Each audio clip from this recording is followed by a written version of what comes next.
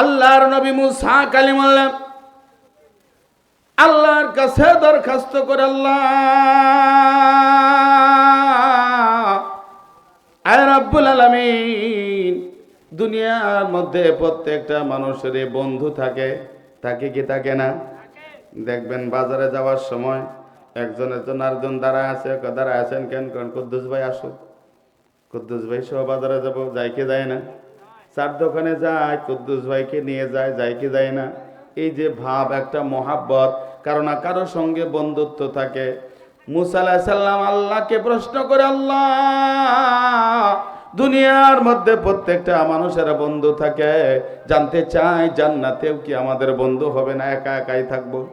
আল্লাহ বলে, না না না, একা একা থাকা লাগবে না। দুনিয়াতে যেমন সবার বন্ধু আছে, জান্নাতেও এরকম সবার বন্ধু থাকবে। কিন্তু বন্ধুত্ব তো সমানে সমানে হয়। চোর আর পুলিশের বন্ধুত্ব হয়, চোরের সাথে চোরের বন্ধুত্ব, পকেট মারের সাথে পকেট মারের বন্ধুত্ব, গাঞ্জাখোরের সাথে গাঞ্জাখোরের বন্ধুত্ব, ডাকাতের সাথে ডাকাতের বন্ধুত্ব, তাহাজ্জুদ গোজারের সাথে তাহাজ্জুদ গোজারের বন্ধুত্ব, ব্যবসায়ীর সাথে ব্যবসায়ীর বন্ধুত্ব, চাকরিজীবীর সাথে চাকরিজীবীর বন্ধুত্ব। এরকম মনের মিল যার সাথে হয় তার সাথে বন্ধুত্ব হয়ে যায়। আল্লাহর নবী মুসা কালিমুল্লাহ বলে, আল্লাহ আমি জানতে চাই জান্নাতে আমার বন্ধু কে হবে? মুসা আলাইহিস সালামের ধারণা যে তিনার বন্ধু জান্নাতে যে হবে অবশ্যই কোনো নবী হবে, কারণ মুসা আলাইহিস সালাম শুধু তো নবী না, তিনি তো রাসূল, তিনি তো একজন রসুল ছিলেন এবং নবী ছিলেন। মুসা কালিমুল্লাহ, আল্লাহর সঙ্গে সরাসরি কথা হইতো। মুসা আলাইহিস সালাম মনে মনে ভাবলেন, বড় কোন নবী অথবা রাসূল জান্নাতে তার বন্ধু হবে। ওগো আল্লাহ, জানতে চাই জান্নাতে আমার বন্ধু কে হবে? আল্লাহ পাক রব্বুল আলামিন জানায় দেয়, ও নবী মুসা, তুমি যদি তোমার বন্ধু জান্নাতের বন্ধুকে দেখতে চাও, অমুক দেশে চলে যাও। এখান থেকে বহুদূর কয়েক মাসের পর অমুক অঞ্চলে গিয়া অমুক নামের একটা বাজার আছে, ওই বাজারে চলে যাও। ওই বাজারের মধ্যে একজন কসাই গোস্ত বিক্রি করে, ওই গোস্ত বিক্রেতা হবে জান্নাতে তোমার বন্ধু।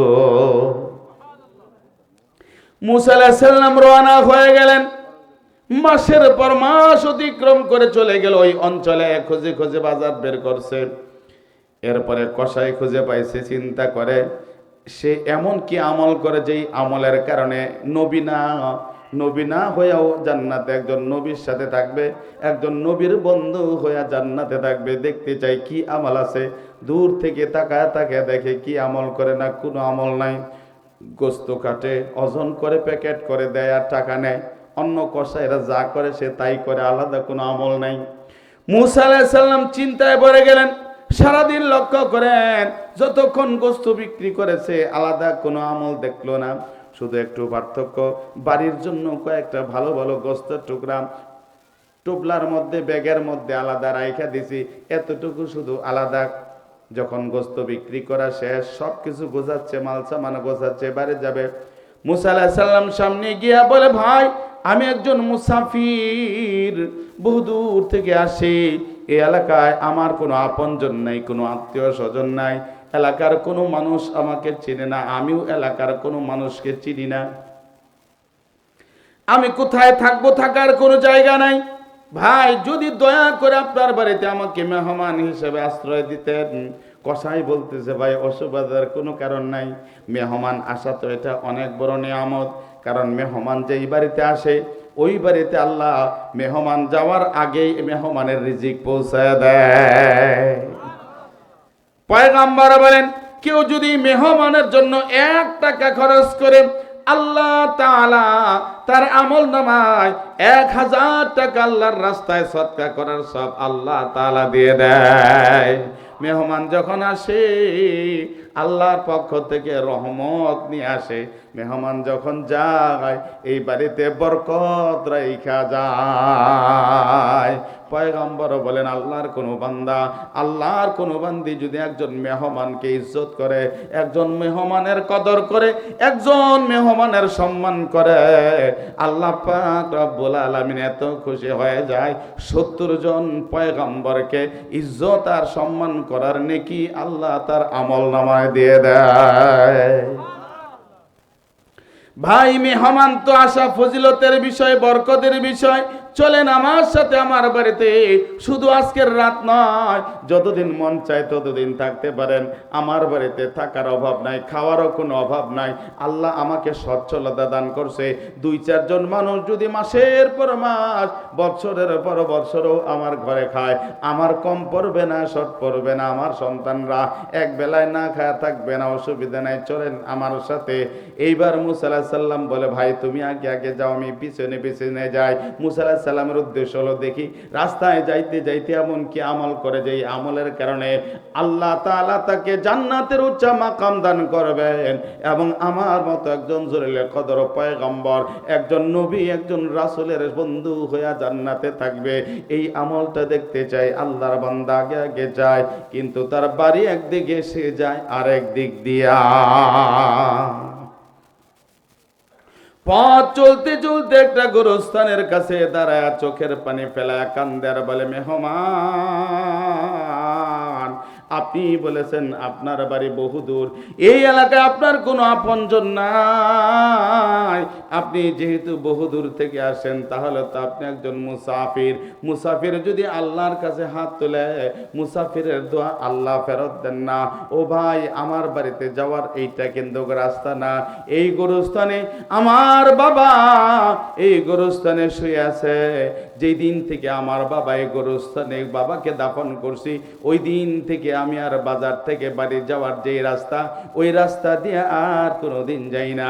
সকালবেলায় এই বহুদূর পথ ঘুইরা বাবার কবরের কাছে দাঁড়ায় দোয়া করে এরপরে বাজারে যাই। বাজার থেকে যতই দেরি হোক না কেন, আমি সোজা পথে যাই না, ঘুইরা ঘুইরা গোরস্থানের কাছে দাঁড়ায়া আমি আমার বাবার জন্য দোয়া করি। ও ভাই মুসাফির, জানি না আমার দোয়া আল্লাহর কাছে কবুল হয়েছে কিনা, আমার বাবার কবরে আযাব চলতেছে না আমার বাবার কবরটা জান্নাতের বাগান হয়ে গেছে, আমার জানা নাই। আপনাকে পাইছে, আপনি একজন মুসাফির, আমার বাবার জন্য যদি আপনি দোয়া করেন, আল্লাহ তাআলা মুসাফিরের দোয়া ফেরত দিবে না। আপনি দয়া করে আমার বাবার জন্য একটু দোয়া করে দেন, আল্লাহ তাআলা যেন আমার বাবার কবরকে জান্নাতের বাগান বানায় দেয়। মুসা আলাইহিস সালাম কি খালি মুসাফির? তিনি তো একজন নবী, তিনি একজন পয়গম্বর, তিনি একজন রাসূল। আল্লাহ তিনার দোয়া ফেরত দিবেন না। মুসা আলাইহিস সালাম হাত তুলে চোখের পানি ফেলায়া কসাইয়ের বাবার জান্নাতের জন্য দোয়া কইরা দিলেন। আপনাদের কি মনে হয় দোয়াটা কবুল হয়েছে কি হয়নি? এইবার কসাই চলে গেছে মুসা আলাইহিস সালামকে নিয়ে বাড়িতে, একটা ঘরে বসায় দিয়া বলে, ভাই মুসাফির, আপনি এই জায়গায় বসেন, আমার উচিত আপনাকে সঙ্গ দেওয়া, আপনাকে সময় দেওয়া। আল্লাহর ওয়াস্তে আমি আপনার কাছে মাফ চাই। আমার নিত্য দিনের কিছু জরুরি কাজ আছে, যেই কাজটা আমাকে নিজ হাতে করতে হয়। অল্প সময় আপনার কাছে ছুটি চাইতেছি, আপনি এখানে একটু বিশ্রাম করেন, আমি আমার কাজটা সাইরা এরপরে আবার আপনার কাছে আসে আপনার সাথে গল্প করব, আপনাকে সময় দিব। আল্লাহর বান্দা চলে গেছে ভিতরে।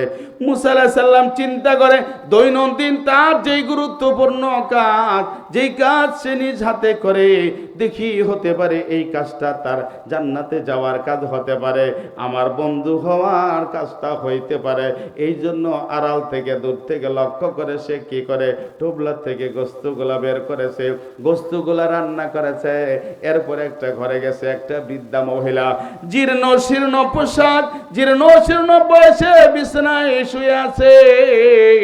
ডান কাত হইলে বাম কাত হইতে পারে না, নড়তে পারে না, বসার থেকে উঠতে পারে না, তার কোনো হাত পা নড়াচড়ার পর্যন্ত ক্ষমতা নাই।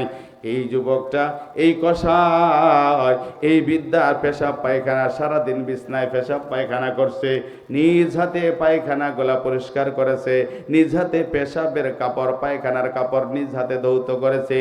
এই বৃদ্ধা মহিলাটাকে গরম পানি করে, গরম পানি দিয়া নিজ হাতে গোসল করাইয়া, তেল লাগাইয়া খুশবু লাগাইয়া আবার পরিষ্কার ধৌত শুকনা কাপড় পরাইয়া এরপরে যে রান্না করছে তরকারি, ওই তরকারির মধ্যে অনেক বেশি ঝোল দিছে, গোস্তগুলা রাইখা ঝোলগুলা বাটিতে ঢাইলা নিয়ে আসে। ছোট্ট একটা চামচ দিয়ে একটা মা তার সন্তানকে কোলে নিয়ে যেমন বাম হাতের মধ্যে মাথাটা দেয়, ডান হাত দিয়া চামচ দিয়া এক চামচ করে ছোট সন্তানকে দুধ পান করায়, এরকম লিকুইড তরল খাবার পান করায়, ঠিক ওইভাবে কষায় ওই বৃদ্ধা মহিলাটাকে চামচ দিয়া গোস্তের রস, গোস্তের ঝোলগুলা খাওয়াইতেছি।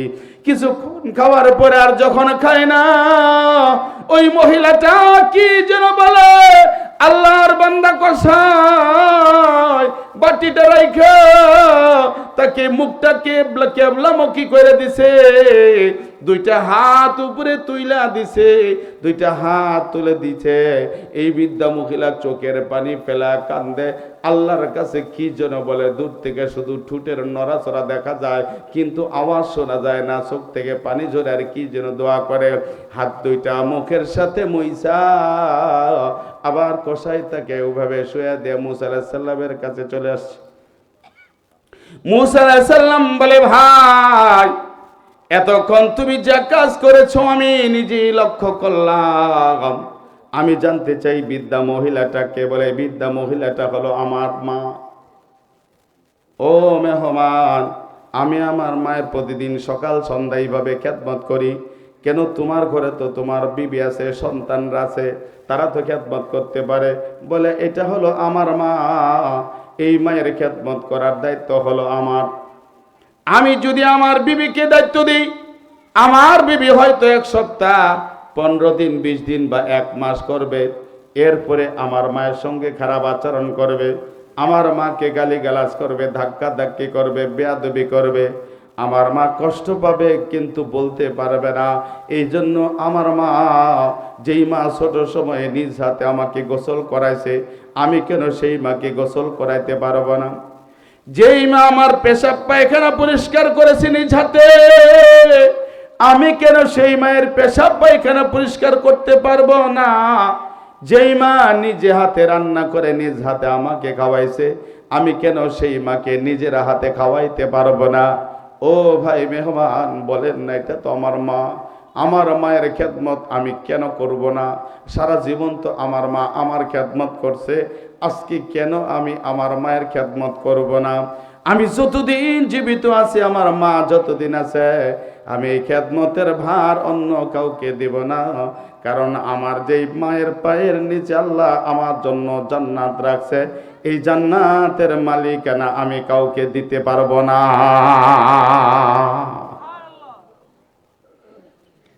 আল্লাহর নবী মুসা কালিমাল্লাহ বলে, বুঝলাম, কিন্তু তোমার মা কিবলার দিকে তাকাইয়া কি দোয়া করে তুমি 2টা হাত ধরে রাখলা? 2টা হাত ধরে রাখার ক্ষমতা যারা নাই, এর উপরেও 2টা হাত ধরে রাখলা। চোখের পানি ফেলা কানলো, কি দোয়া করলো বলে, মেহমান আমার মা এমন দোয়া করে যেই দোয়ার কথা কাউকে বলা যায় না। এই দোয়ার কথা কেউ যদি শুনে, কাউকে যদি বলি, মানুষ আমার মাকে পাগলি বলবে, উপহাস করবে, তাচ্ছিল্য করবে। এই জন্য এই দোয়াগুলা বলা যায় না। আমার মা আবেগে আপ্লুত হয়ে, আবেগ প্রবণ অবস্থায় উল্টা পাল্টা কিছু দোয়া করে আপনি মাইন্ড করিয়ে না, এগুলা শুনতে যায় না, শোনার দরকার নাই। মুসা আলাইহিস সালাম বলতেছে না, আমাকে শুনতেই হবে। কি দোয়া করে বলে, গো মেহমান, আমার মা প্রতিদিন 3টা দোয়া করে। এই 3টা দোয়ার মধ্যে একটা দোয়া বাস্তব আমার জীবনে আল্লাহ কবুল করে নিয়েছে। মায়ের দোয়া যে কবুল হয়, এটাই হলো বাস্তব প্রমাণ, যার প্রমাণ আমি নিজেই। আমার মা প্রতিদিন 2 হাত তুলে 3টা দোয়া করে। 1 নম্বর দোয়া, আল্লাহ এটা আমার কলিজার টুকরা সন্তান। ও গো আল্লাহ, আমার সন্তান আমাকে এত ভালোবাসে, আমার সন্তান জীবনে আমাকে কোনোদিন কষ্ট দেয় না, আমার সন্তান আমার খেদমত করে। ও গো আল্লাহ, আমি আমার সন্তানের পর বড় খুশি। আল্লাহ, তোমার কাছে দরখাস্ত, আমার সন্তানকে কোনোদিন তুমি অভাবে ফেলাও না, আমার সন্তানকে তুমি কোনোদিন বিপদে ফেলাও না, টাকার জন্য কারো দ্বারস্থ করো না, আমার সন্তানকে কোনোদিন অভাবের মধ্যে ফেলাও না, ঋণগ্রস্ত করিও না, আমার সন্তান যেন কারো কাছে কোনোদিন হাত পাততে না হয়, আমার সন্তানকে এমন বানায়ও না। আল্লাহর বান্দা বলে, ভাই মেহমান, আমার মা যেই দিন থেকে দোয়া করেছে ওই দিন থেকে আল্লাহ আমার কামার মধ্যে এত বরকত দিয়েছে যে আমার কোনো অভাব হয় না, আমার কোনো ঋণ করা লাগে না, ধার করা লাগে না, কারো কাছে হাওলাত করা লাগে না, কিস্তি নেওয়া লাগে না, আমার কোনো অভাব থাকে না। আল্লাহ তাআলা আমাকে সচ্ছলতা দান করেছে।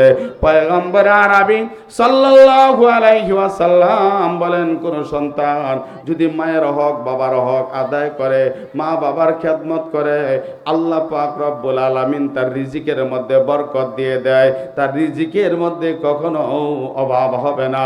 2 নম্বর হলো আল্লাহ তাআলা তার উপর বড় ধরনের কোনো বিপদ মুসিবত ফেলাবে না। 3 নম্বর হলো আল্লাহ তাআলা তার উপর কঠিন কোনো রোগ চাপায়া দিবে না। এটা হলো দুনিয়ায় পুরস্কার, পরকালে তো জান্নাতের মহা পুরস্কার তো আছেই। ভাইরা আমার, বন্ধুরা আমার, আল্লাহর বান্দা কসাই বলেন, 1 নম্বর দোয়া আল্লাহ তাআলা কবুল করে নিয়েছেন। আমার মা যেই দিন থেকে দোয়া করে ওই দিন থেকে আমার আর কোনো অভাব নাই, কোনো টেনশন নাই। মুসা আলাইহিস সালাম বলে, ঠিক আছে বুঝলাম, 2 নম্বর আর 3 নম্বর দোয়াটা বলো। বলে, মেহমান, এই 2 নম্বর 3 নম্বর দোয়াটা বলা যাবে না, কারণ এটা এমন একটা পাগলামের দোয়া যেটা কখনো কবুল হওয়ার মতো না। মুসা আলাইহিস সালাম বলতেছে বলতেই হবে, কিন্তু কসাই বলে না, লজ্জা লাগে। বলতেছে এটা লজ্জার কথা, আমার মা বুড়ি মানুষ, আবেগে আপ্লুত হ্যাঁ কি বলে না বলে এগুলো আপনি মেহমান শুনতে যাবেন কেন? বলতেছে যদি না বলেন আমি কিন্তু খানা খাবো না, আমি মেহমান চলে গেলাম এখনই। না না, যায়েন না, মেহমান চলে গেলে বরকত নষ্ট হয়ে যাবে, রহমত চলে যাবে, আপনি যায়েন না বলতেছি। বলে, ভাই মেহমান, আমার মা 2 নম্বর দোয়া করে, আল্লাহ আমার সন্তান আমার এমন ভাবে খেদমত করে, আল্লাহ আমি আমার সন্তানের বড় বড় সন্তুষ্ট। আল্লাহ গো, তুমিও আমার সন্তানের উপর সন্তুষ্ট হয়ে যাও। আর তোমার কাছে দরখাস্ত, বর্তমান জামানার নবী মুসা আলাইহিস সালামের, আমার সন্তানকে মুসা আলাইহিস সালামের জান্নাতি বন্ধু বানায় দাও। কোন বন্ধু? জান্নাতের বন্ধু। কসাই বলে যে ভাই আপনি বলেন, কোথায় আমি কসাই আর কোথায় নবী মুসা? আমি বলে মুসা আলাইহিস সালামের জান্নাতি বন্ধু হব, এই দোয়া কি কখনো কবুল হবে? মুসা আলাইহিস সালাম চোখের পানি ফেলেন, একটা চিৎকার দিয়া কসাইকে জড়া ধরে বলে, কসাই ভাই, আল্লাহর কসম করে বলে যাই, 1 নম্বর দোয়াটা আল্লাহ যেমন কবুল করেছে, যার সাক্ষী তুমি, তোমার মায়ের 2 নম্বর দোয়াটাও আল্লাহ কবুল করেছে, যার সাক্ষী আমি মুসা কালিমুল্লাহ নিজে। আল্লাহ তাআলা আমাকে জানা দিয়েছে, ও ভাই আমি হইলাম নবী মুসা কালিমুল্লাহ। আল্লাহ তাআলা জানা দিয়েছে তুমি জান্নাতি আমার বন্ধু, জান্নাতে তুমি আমার সঙ্গে থাকবা। তোমার মায়ের দোয়া আল্লাহ কবুল করে নিয়েছে, মায়ের দোয়ার কারণে আল্লাহ তোমাকে আমার বন্ধু বানায় নিয়েছে। ও যুবকেরা, দোয়ার জন্য পিসাবের দরবারে যাওয়ার দরকার নাই। হাজার পিসাব যদি এক জায়গায় করো, তোমার মায়ের দোয়ার সমান হবে না। মায়ের দোয়া নাও, মায়ের কাছে মাপ চাও, মায়ের কাছে দোয়া নাও। তোমার মা যদি দিল থেকে দোয়া করে, হাজার পিসাবের দোয়া থেকেও অনেক বেশি কার্যকারী হয়ে যাবে। মা বাবা হলো সন্তানের জন্য মুস্তাজাবুদ দাওয়া। মুসা আলাইহিস সালাম বলে, ভাই তোমার মা 3 নম্বরে কি দোয়া করে? বলে 3 নম্বর আমার মা দোয়া করে, আল্লাহ ওগো মালিক, জানি না কোন দিন মালাকুল মউত আজরাইল পাঠাইবা। যেই দিন আমার কাছে মালাকুল মউত আজরাইল পাঠাইবা, ওই দিন তোমার নবী মুসা আলাইহিস সালামকেও সাথে পাঠাইও। আজরাইল যখন আমার জানটা কবজ করে, মুসা আলাইহিস সালাম যেন আমার শিওরে বসে থাকে, আমি যেন মুসা আলাইহিস সালামের নূরানি চেহারাটা দেখা দেখা মুসার কালেমা পড়তে পড়তে মরতে পারি। মুসাকে আজরাইলের সাথে পাঠায় দিও। মুসা আলাইহিস সালাম বলে, ভাই চলো মায়ের কাছে চলে যাই, দেখি মায়ের 3 নম্বর দোয়াটা কবুল হয় কিনা। মুসা আলাইহিস সালাম যখন শিওরে বসে, আল্লাহর বান্দি মুসা আলাইহিস সালামের চেহারার দিকে তাকায়া মুস্কি মুস্কি হাসে। আল্লাহ তাআলা জানায় দিয়েছে, বান্দি রে, আমার মুসা হাজির হয়ে গেছে, মালাকুল মউত আজরাইলও চলে আসি। মুসা আলাইহিস সালামের চেহারার দিকে তাকায়া আল্লাহর বান্দি কালেমা পড়ে লা ইলাহা ইল্লাল্লাহু মুসা কালিমুল্লাহ। এই কালেমা পড়তে পড়তে চক্ষু দুইটা বন্ধ হয়ে গেছে, সমস্ত দেহটা নিথর হয়ে গেছে, রূহটা শরীর থেকে বের হয়ে গেছে। এই জন্য পয়গম্বর বলেন, উম্মতেরা রে, এই মা বাবা তোমার জন্য মুস্তাজাবুদ দাওয়া। মায়ের দোয়া আল্লাহ ফেরত দেন না, বাবার দোয়া আল্লাহ ফেরত দেন না। মা বাবার দোয়া যেমন আল্লাহর কাছে কবুল হয়, কেউ যদি মাকে কষ্ট দেয়, বাবাকে কষ্ট দেয়, এই কষ্টের কারণে মা বাবার দিল থেকে যে কষ্ট বের হয়, বদদোয়া বের হয়, ওই বদদোয়াটাও আল্লাহ তাআলা ফেরত দেন না।